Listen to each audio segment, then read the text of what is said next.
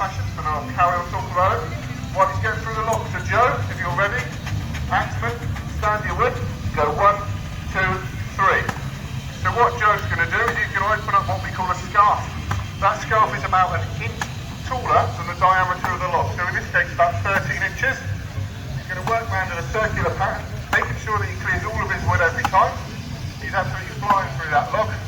So he's almost at the middle now. Joe needs to slow down, he's demonstrating, not really. I've got loads of talking to do. So Joe's going through to the middle of the lock. What Joe's going to do now is he's going to put some driving blows in. So these are right in the middle. This makes the cut go past the halfway line, just before he runs round to the back side of the lock. If he can take his axe with him. On the back side of the lock, he's going to repeat the same process, but about 2 to 3 inches higher up. The principle being that when he comes to drive the log off, he's going to be cutting down into fresh air and not into uncut timber. So this is a lovely log that Joe's got now, so it's not going to take him many more hits. So he's going to make sure that he clears his wood every time, and then he's going to be... Oh no, he's not. He's going to be coming through to drive it off. He'll be coming through to drive it off. There we go! Well done, a fine display. Thank you very much, Joe. Stand your wood, go 1, 2, 3. So the principle is fairly similar to the standing block, apart from between your feet. The 45 degree and the cut in the half the log is all the same. This discipline is actually easier to learn than the standing block because you're cutting in line with your body. You're not cutting across it, so it's a bit easier to balance. It looks pretty scary, I can give you that much, but it is a lot easier to learn. It's a lot safer to learn. Everybody shopping here today has actually got chainmail on underneath their trousers. You can see Sarah's got hers over the top. She likes to be a bit different. So that will stop us from actually cutting it off completely. The axes that we're using today, these are all made from, it's kind of like a high-grade chook steel. All of the axes come from Australia or New Zealand. They're extremely sharp. The ones that we'll be racing with later on, you can shave with.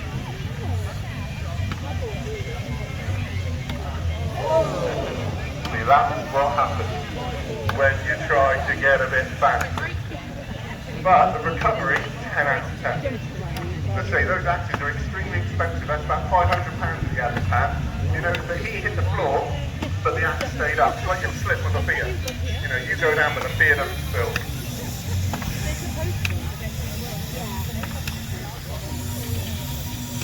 So you can see they work round in a circular pattern. So they'll do 2 hits on their right hand side, and then they'll change to their left hand side, and they'll do 2 hits again, making sure that they chip out all of their wood every time. When they get right close to the middle of the wood, they'll make sure that it's completely clear. Again, they'll put their driving blows in. Chris has already done his, just before the pirouette and slide to the floor. You can see just how neat and tidy Sarah's shop in there. It's very, very nice. Chris sees better. And he's just coming through to the middle now, so it must be 1 or 2 more blows before he drives it off. There we go. Thank you very much, Chris. Lovely, lovely neat chopping going on there. Go on, Sarah. 1, 2, 3. So what Gerald's going to do is he's going to cut what we call a pocket. This pocket starts off with about a 45 degree angle on the top, and then he's going to flatten that angle off to get a little bit of depth into the tree. And then he's going to take one of these boards that are led up against it, he's going to spear that into the tree, and it's actually got a hook on the end of it. And that hook is actually going to wedge itself into the tree, and then it's going to take all 15.5 load of Gerald's weight.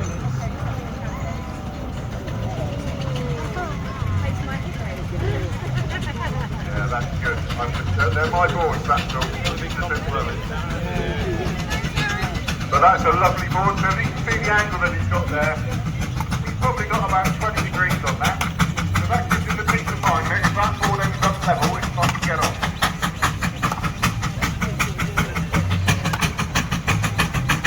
So ideally, for someone the size of Joe and myself, we'd probably be looking for a 4 to 6 hit pocket in an ideal world. The top pocket, we probably put a couple of more hits in because you want to be a little bit deeper. You want that extra peace of mind that it's not going anywhere because you're going to be up on that board probably a minute cut to put the block on the top. The process of cutting the block on the top is much the same as the standing block, just with a slight difference. It'll be cutting about 3/4 to 80% of the wood from one side. I love that. We can always try it and see what happens. What's the worst that could happen? Oh.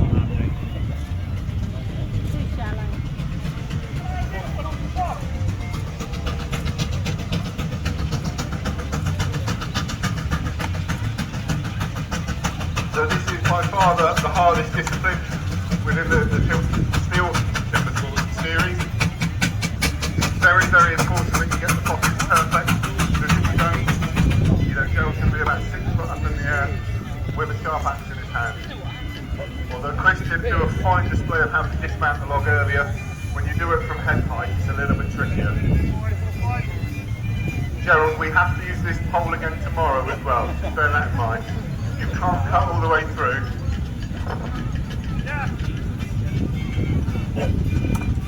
Let's see what's going on over this side.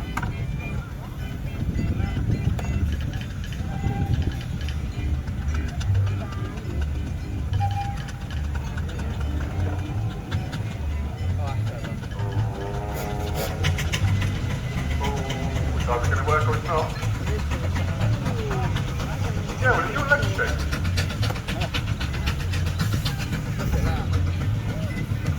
Springs up onto that top board. There we go, ladies and gentlemen. He is up. That's a wicked stay up. So again, that's a lovely board which is offset there. Again, you can see there's just a little bit of angle on the board, a bit of slope on it.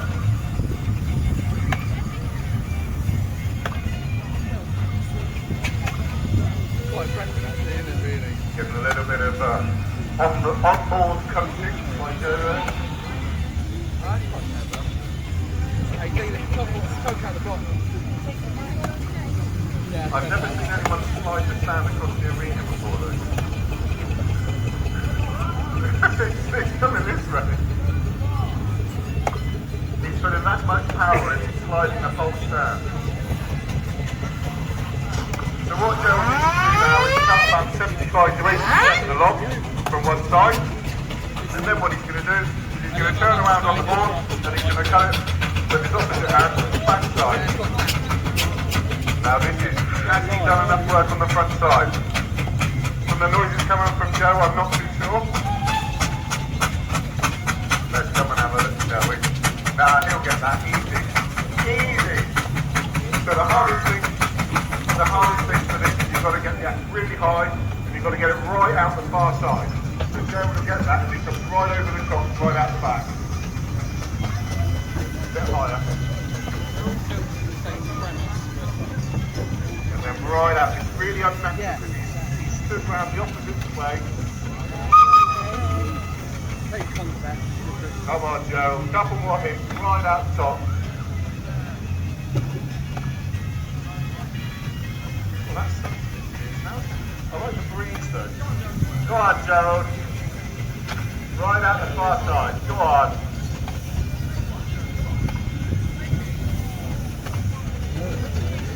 One more, come on big boy. Hit it. Very, very good. Thank you very much, Gerald. Well done. Gerald was a bit unsure about doing that today. So I'm very, very glad that you did.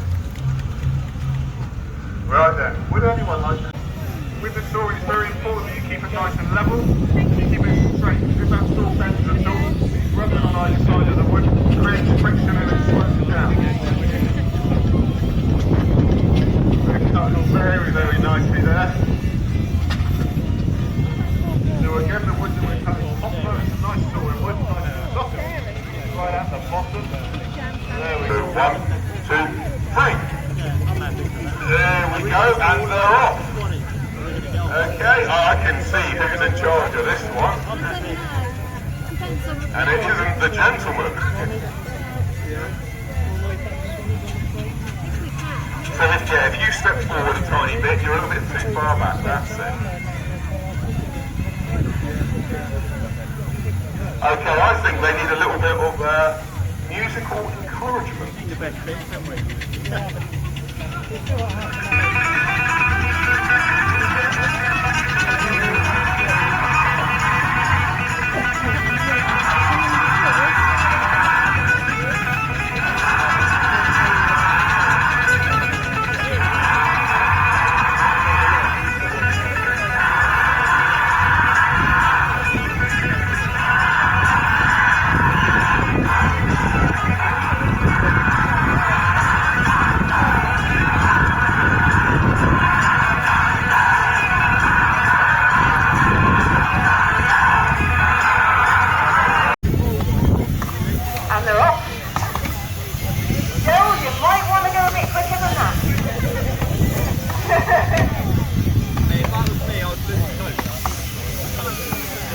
As you can see, Joe is aligned already with some fancy footwork. We might need to slow down a little bit to make the others look a little bit better.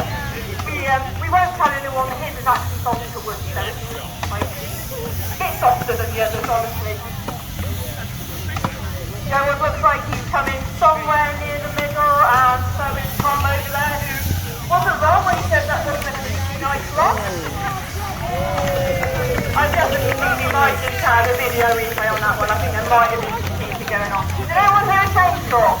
Did anyone hear anything like that going on? Well,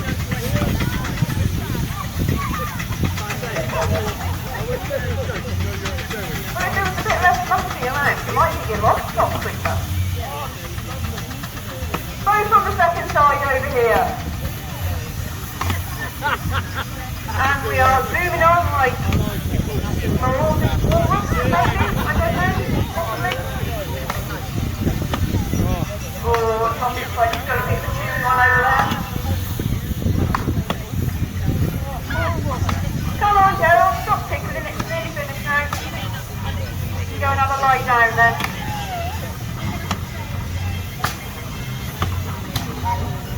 And he goes.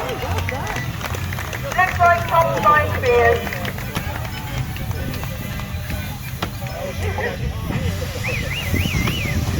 I think that makes up for the loss of game earlier. That seems pretty fair to me.